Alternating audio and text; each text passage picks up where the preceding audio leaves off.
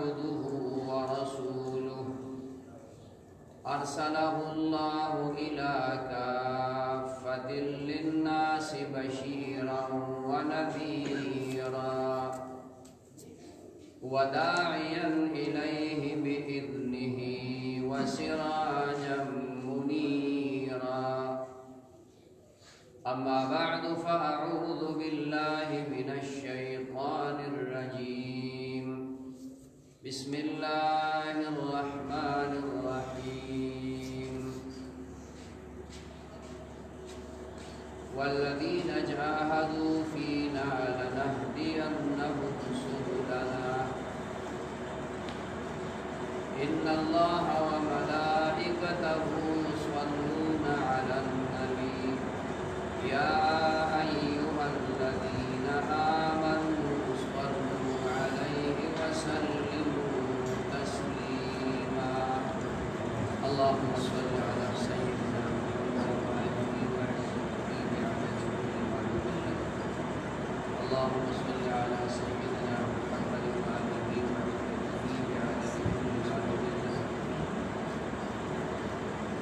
محترم مسلمانانو دین اسلام نبی علیہ السلام زمانینا ممتا وڈیر مشکلات و تکالیف مشکلات کے اور وڈیر گرانوں اور ډیر سختوں کے رسیدلے نبی علیہ السلام چې کله مکه مکرمه کې وو او لږ غوندې کسان هغوی ایمان راوړی او مسلمانان شوي وو نبي علیہ السلام صحابه وو نو د مکې مکرمې 14 کاله زندګي د نبوت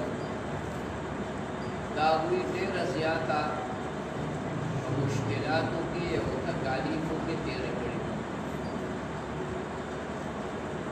چونکہ دنیا دا قانون دے چې کلم اللہ پاک یو پیغمبر دنیا تا را لے دے نو داغو ملگرتیا غریبانانو خلق معاشرہ کی کم کمزور خلقو غریبانان خلقو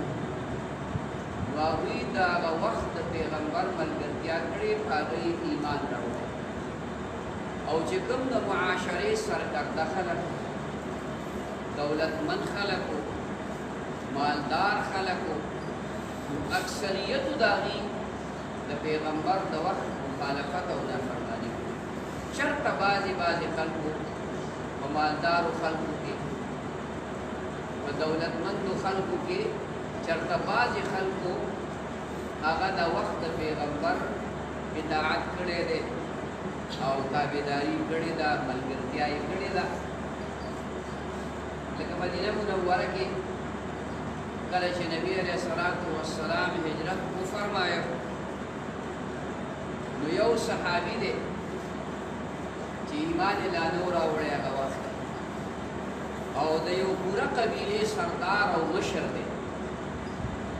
او ډېر خلک د هغه انډر دي عوف ابن مالک هغه قبیله سره د هغه خپل مشر نه غونډه هغوی ایمان راوړه مسلمانان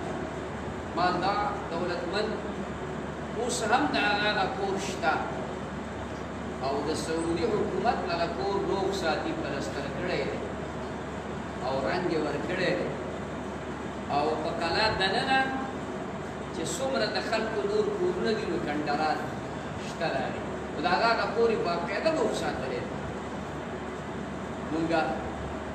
د هغې تماشې له لاړو ووکتل نو دا یو مالدار سړی و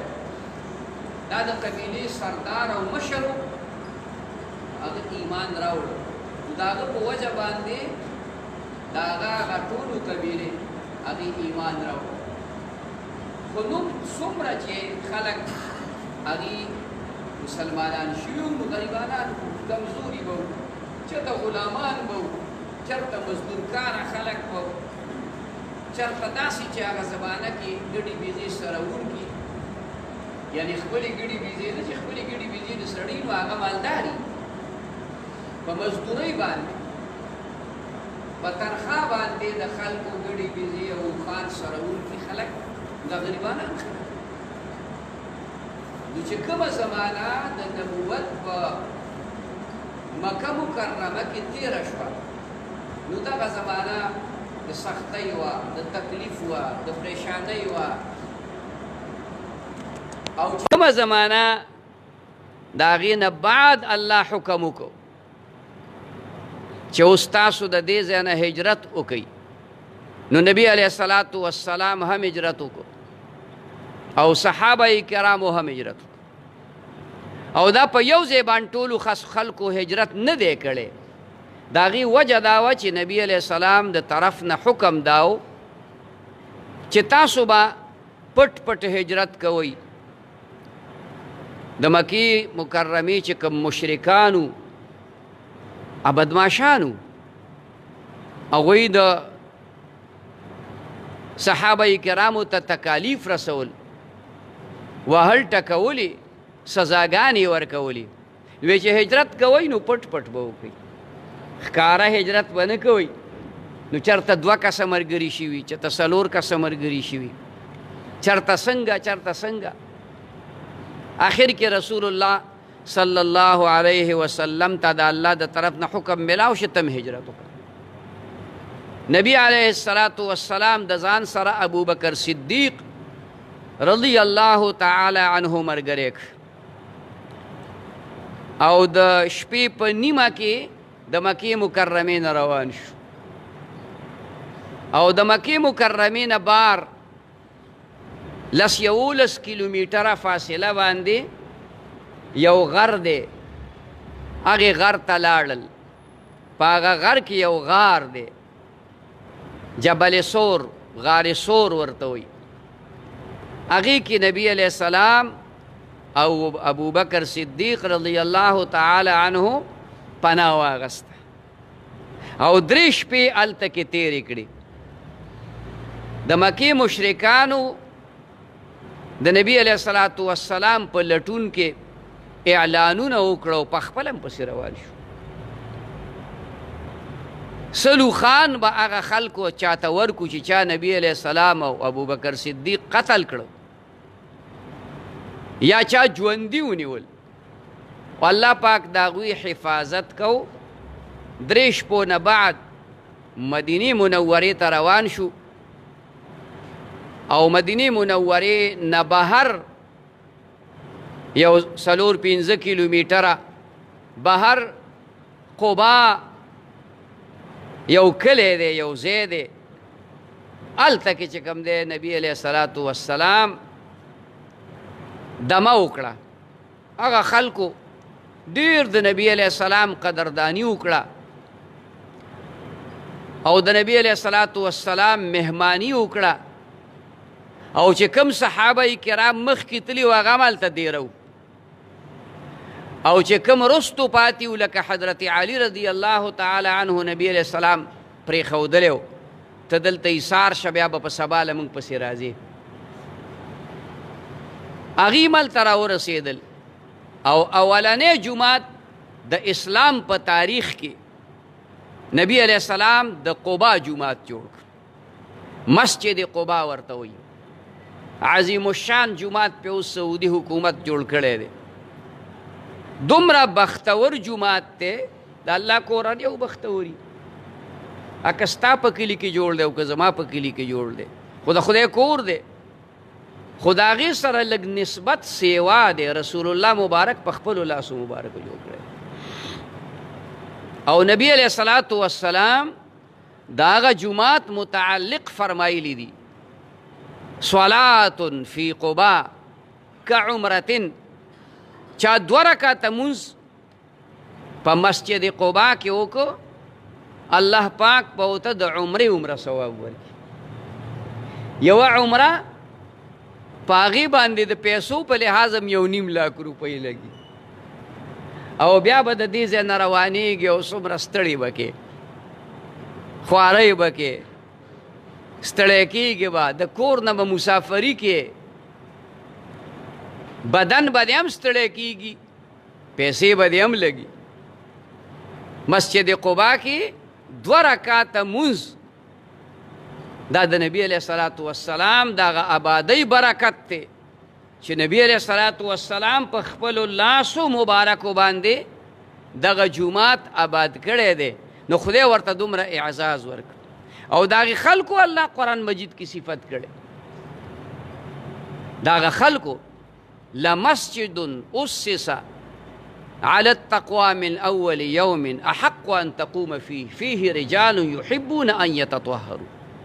هغه جمعات کې مونځ کوه الله پاک نبی علیه الصلاة والسلام ته وایي چې د هغې بنیاد د اولې ورځې نه په تقوا باندې ایښودی شوی دی د اولې ورځې نه په تقوا باندې ایښودی شوی او دې کې داسې خلک دی چې هغوی د خپل پاکوالي او صفایۍ ډېر خیال ساتي نبی علیه السلام د هغه خلکو نه تپوس وکړو خدای پاک ستاسو صفت کړی چې دا خلک ډېر پاک دامن دی تاسو کې دا څه کمال دی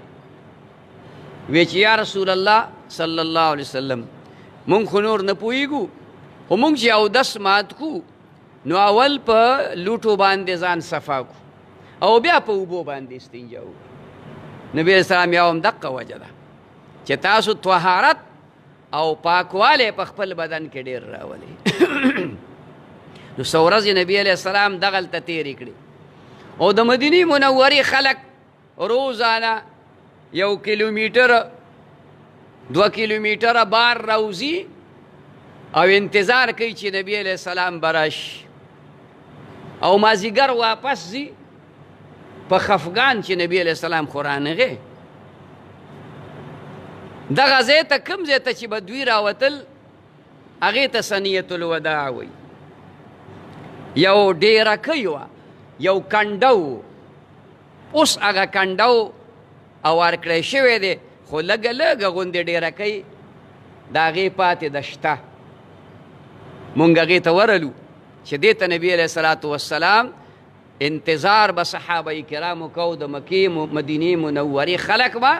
راوتل او دلته به انتظار کو یو ورځ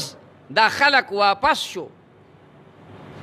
چې یاره نبي علیه الصلاة والسلام خو تشریف را نه وړو واپس روانو چا آواز وکړ هلکه واپس شئ رسول الله مبارک چې تاسو د چا انتظار کو هغه هستی راغله خلک را واپس شو خوشحاله دي انتهایی خوشحاله دي ماشومانو جینکو تنبلګي راغستې دي دغه زمانه کې د اسلام درجه په درجه د اسلام احکام دا درجه په درجه راغلي دي مونځ درجه په درجه باندې راغلی دی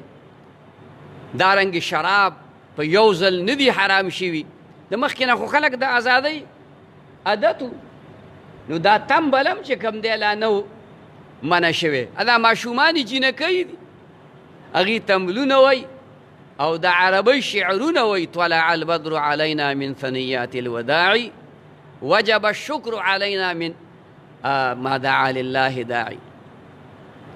مونږ باندې د دغې ډیرکۍ نه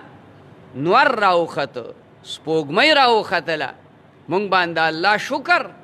او د الله حمد لازم دی چې وي کو نبی علیه الصلاة والسلام تشریف راوړ خپله اوښه مبارکه باندې تشریف فرما دی هر صحابي په دې تمه باندې دی او دا خواهش دی چې نبی علیه السلام زما کور کې میلمه شي دا کډه زما په کور کې واچوي هر یو کس نبی علیه السلام د اوښې مهار پرېښودلی دی او خلکو ته وایي دعوها فانها ماموره دا پرېږدئ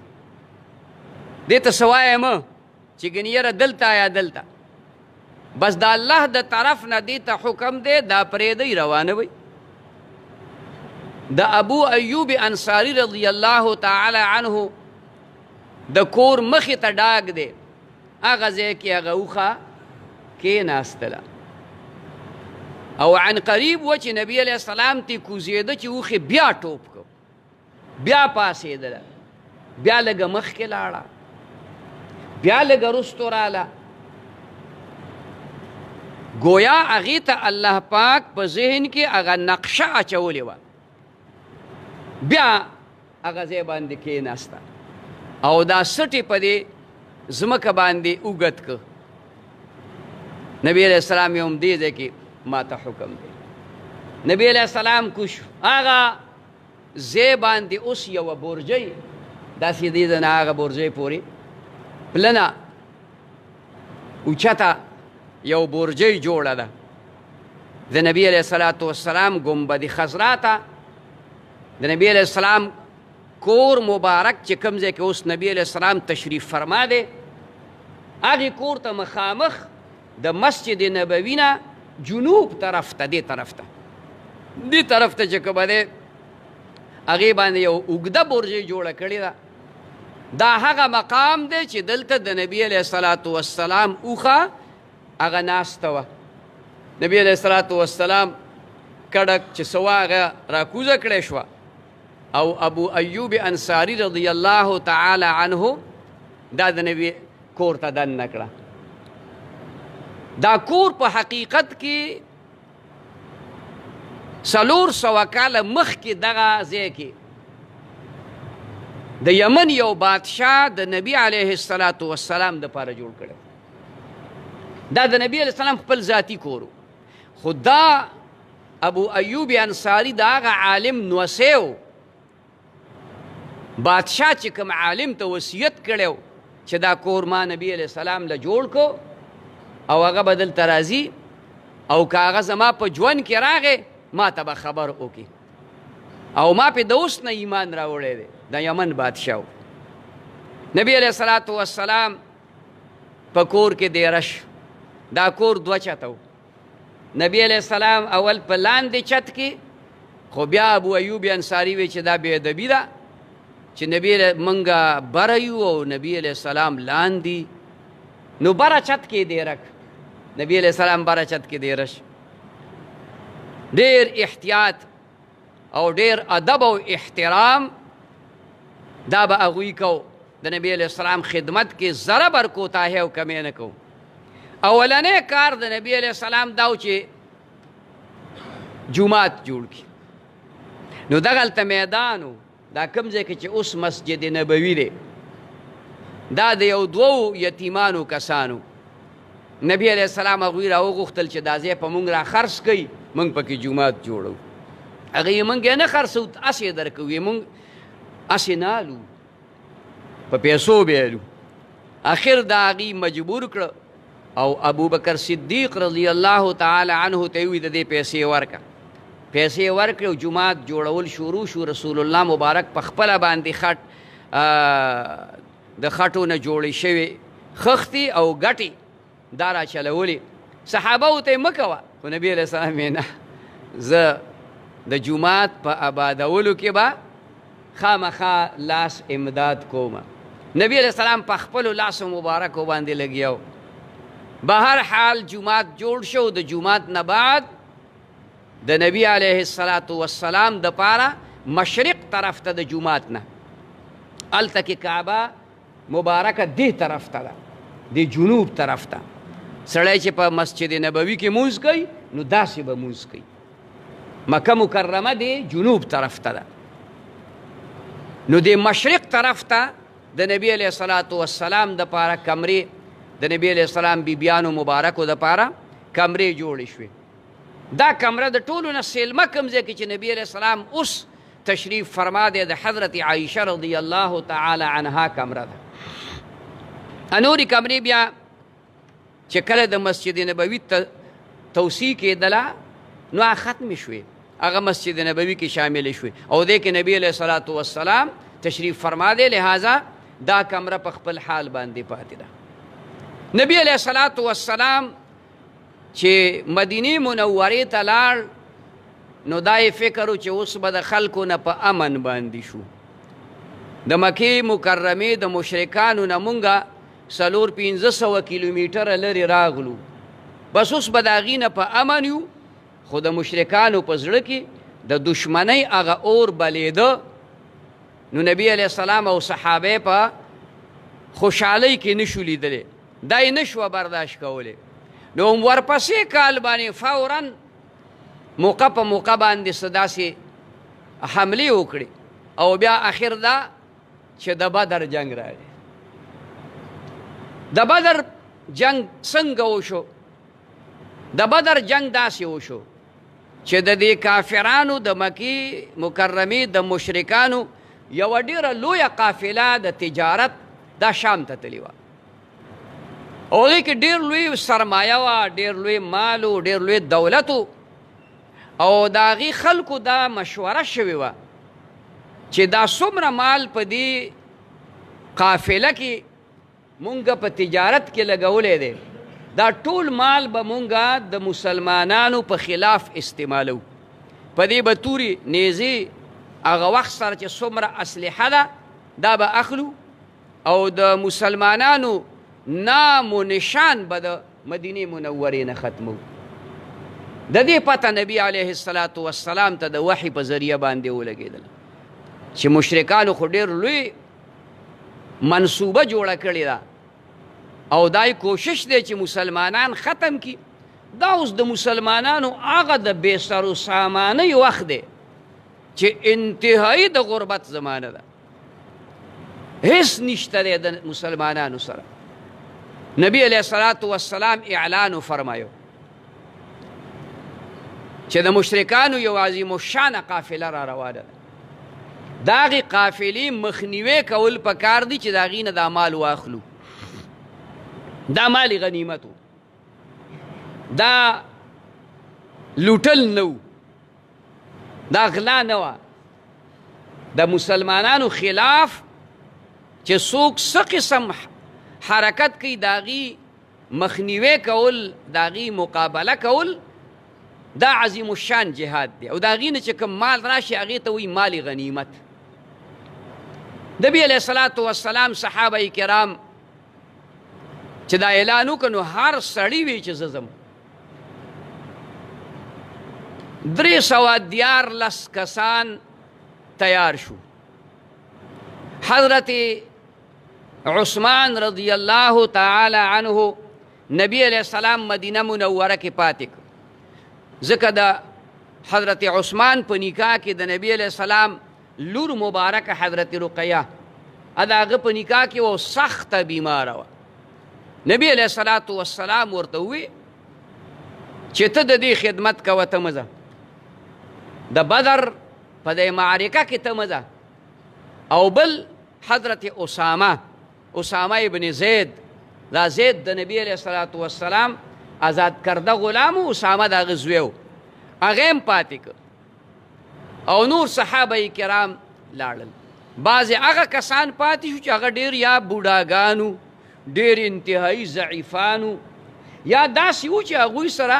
د جنگ کولو دپاره چوکم نه وه، لخته مو سره نه وه. او د هر صحابي په زړه کې یو زبردسته جذبه وه. صحابه کرام دا انتهایی بهادر قوم، په مخ د ځمکې باندې داسې قوم نه دی تیر شوی د انبیاو علیهم السلامو په ملګرو کې، هغه خلکو کې چې چا په مخ کې انبیاو علیهم السلامو ایمان راوړی. دومره بهادر او دومره زړور او دومره تکړه خلک دا په مخ د ځمکې نه تیر شوي دي او نه به آینده راشي. کم چې صحابه کرامو دا هغه خلک دی چې الله یې قرآن کې د مخکې نه صفت کړی دی. او د نبی علیه السلام د ملګرتیا دپاره د هغوی انتخاب کړی. محمد رسول الله والذین معه اشداء علی الکفار، خدای صفت کوي عجیبه الفاظو باندې، اشداء علی الکفار رحماء بینهم تراهم رکعا سجدا.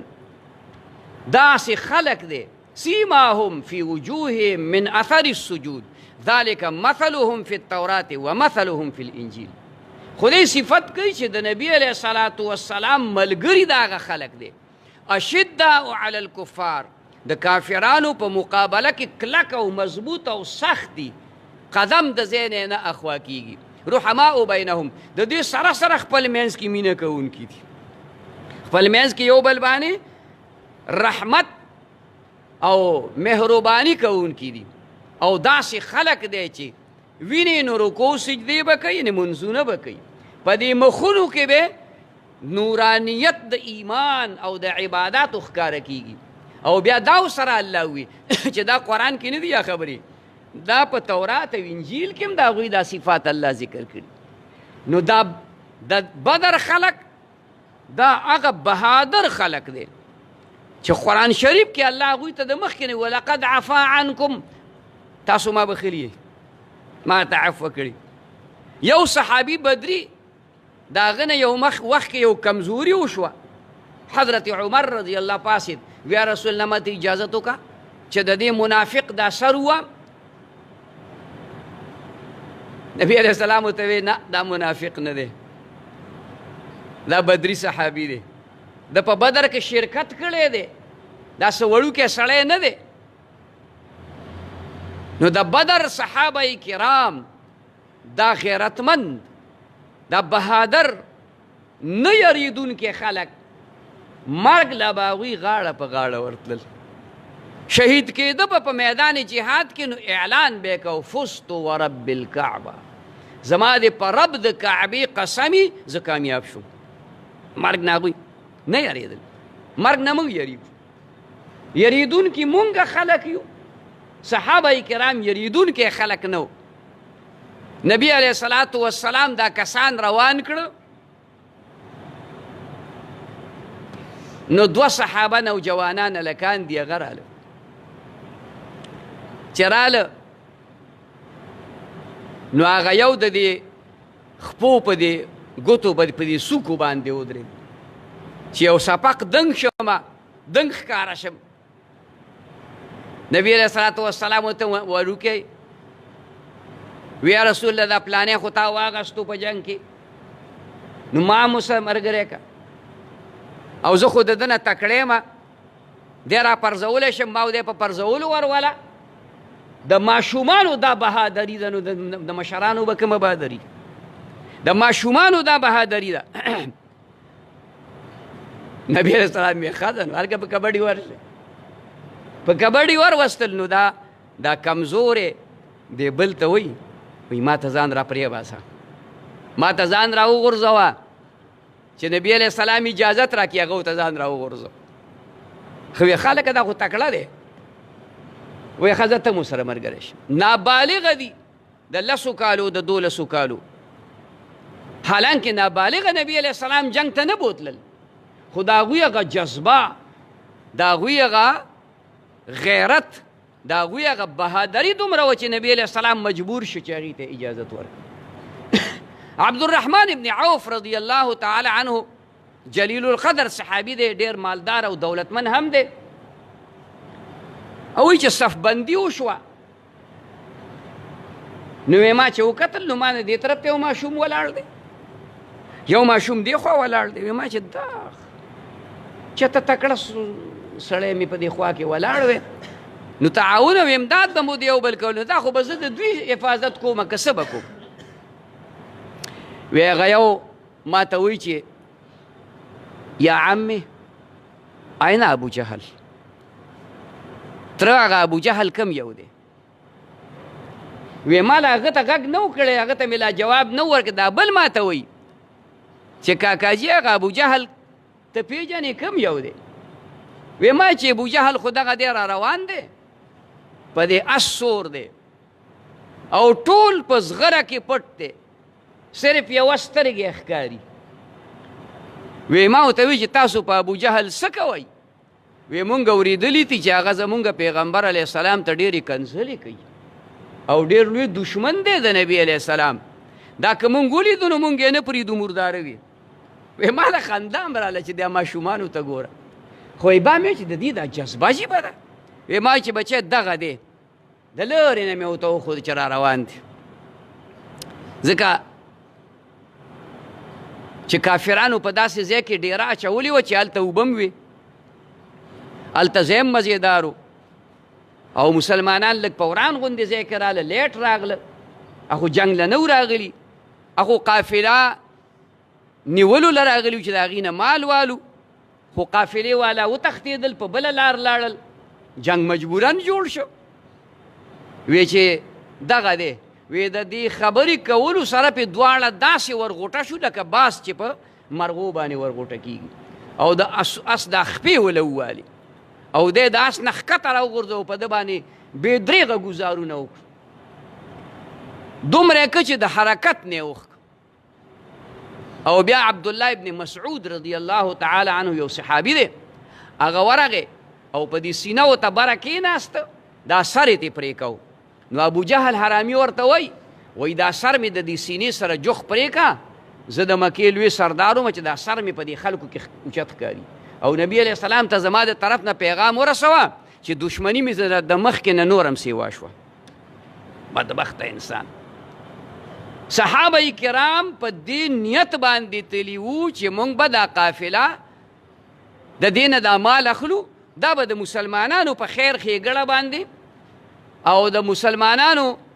په جهاد او په جنگ کې په دې باندې استعمالو. اوس قافله خو لاړه بل طرف ته،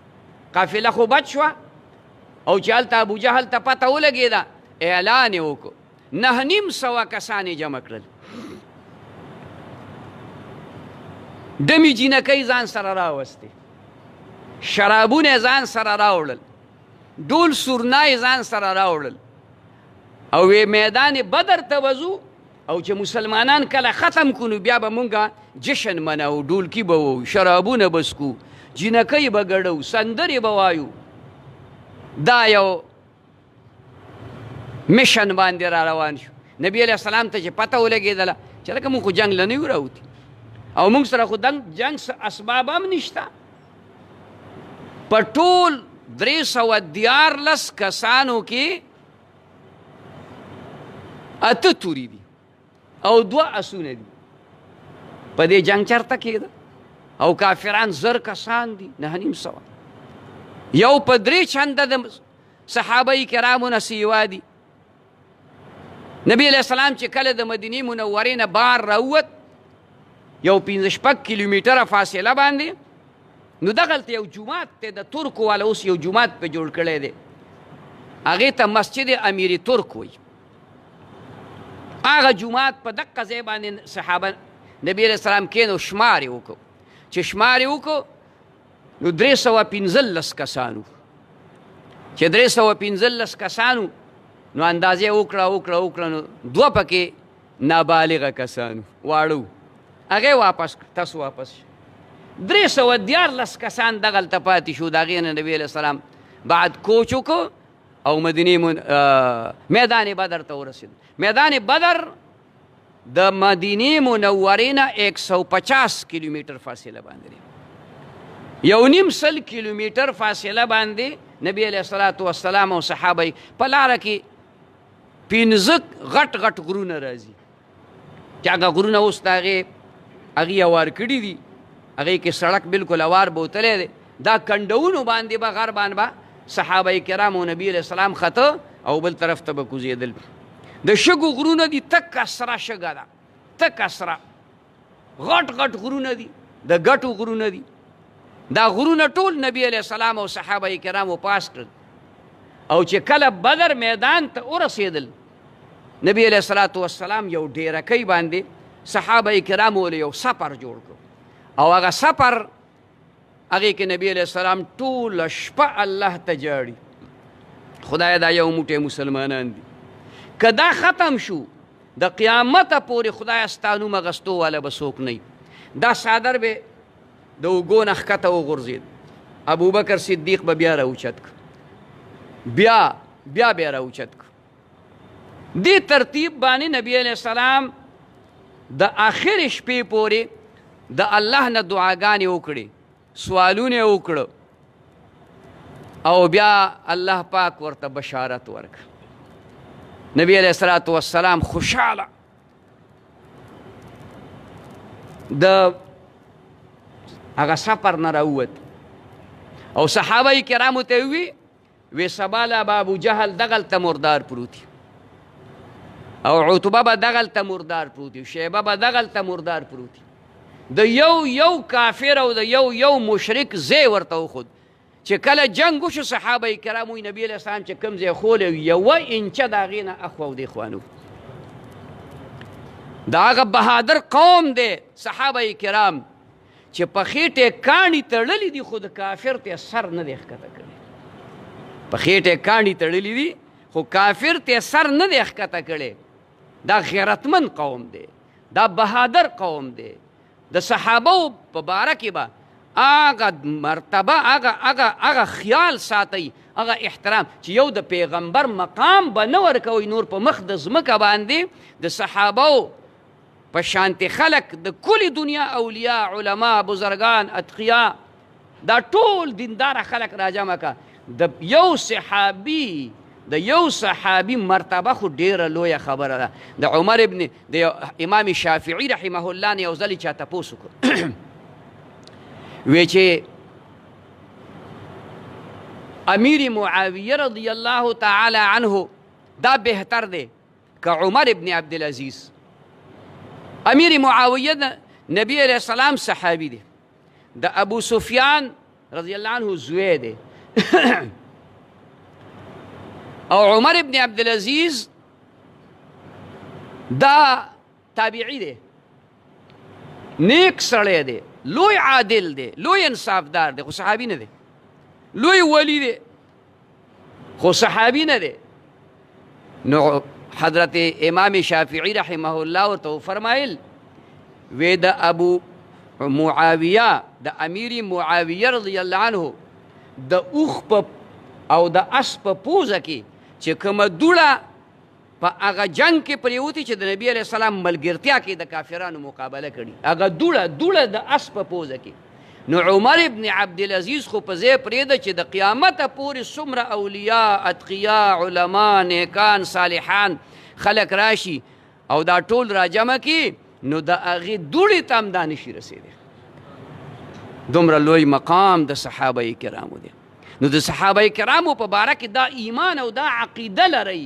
چې دا بهادر قوم دی په مخ د ځمکې. دا نه یریدونکي دي، دا نه ډرپوک دي، دا نه د مال او د دولت لالچیان دي. ځکه چې کله د مال فراواني راله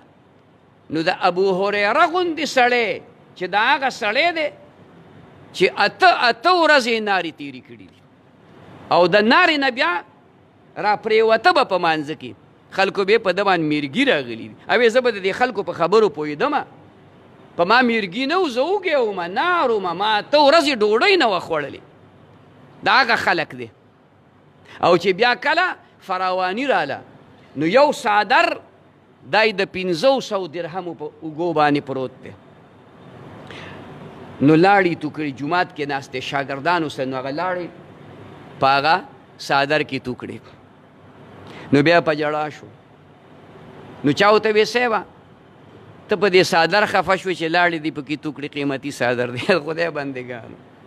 په څادر نه شوم خفه، که مې ولګې تندې تکلیفونه بې لباسي چې مونږ تېره کړې وه نو د دې دپاره مو نه وه چې د دنیا کې به مونږ ښکلې جامې اغوندو، دنیا کې به قیمتي څادرې او قیمتي پټکي په سره و. دا خو د آخرت دپاره خدای دلته دنیا کې فراواني. خفه شومه چې هسې نه د آخرت هغه نعمتونو کې کمې راشي. دا هغه خلک هغوی په لږه پروا نه ده ساتلې، هغوی په تنده پروا نه ده ساتلې، هغوی د دشمن نه یریدلي نه دي. دا هغه خلک دی، هغه خلک دی چې یو میدان کې جنګیږي. د ایرانیانو سره جنگ دی. نو هغې ورته وی چې ستاسو خو په دې خدای باندې ډېر لوی یقین دی چې خدای او خدای او رب او الله الله زه ورته وی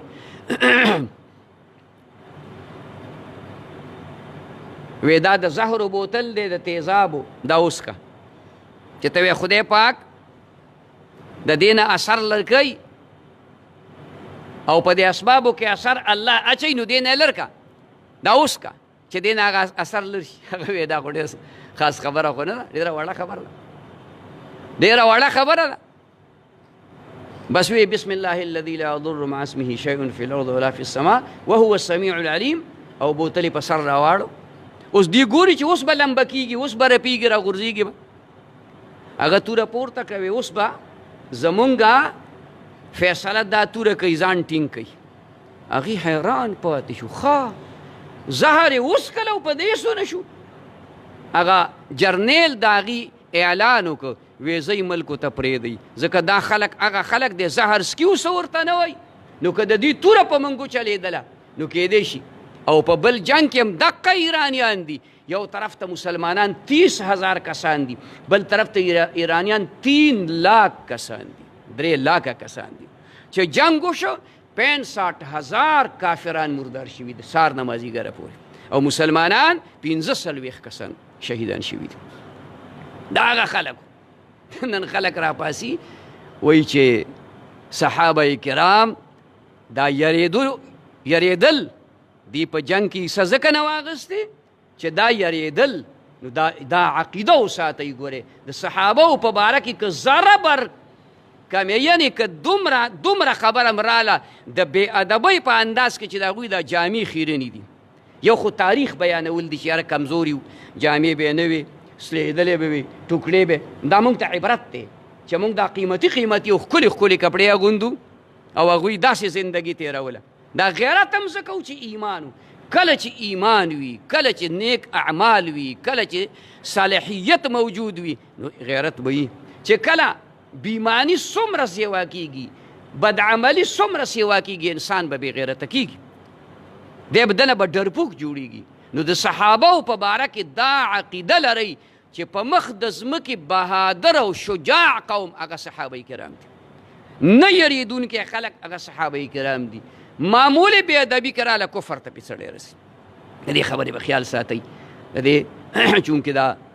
موضوع خو بهرحال پکار ده چې نور هم څه د دې متعلق وویلی شي، خو چونکې د وخت تقاضا ده دغه خبرو باندې اکتفا کوم. خو د صحابه او مناقب انشاءالله یو څوک زندگی وه دا به ذکر کومه چې تاسو ته د صحابه کرامو هغه مقام، مرتبه او د هغوی هغه شان چې کوم دی معلوم شي. الله دې موږ ته عمل نصیب کړي. وآخر دعوانا ان الحمد لله رب العالمين. ربنا آتنا في الدنيا حسنة وفي الآخرة حسنة وقنا عذاب النار. ربنا لا تؤاخذنا إن نسينا أو أخطأنا. ربنا ولا تحمل علينا إصرا كما حملته على الذين من قبلنا. ربنا ولا تحملنا ما لا طاقة لنا به.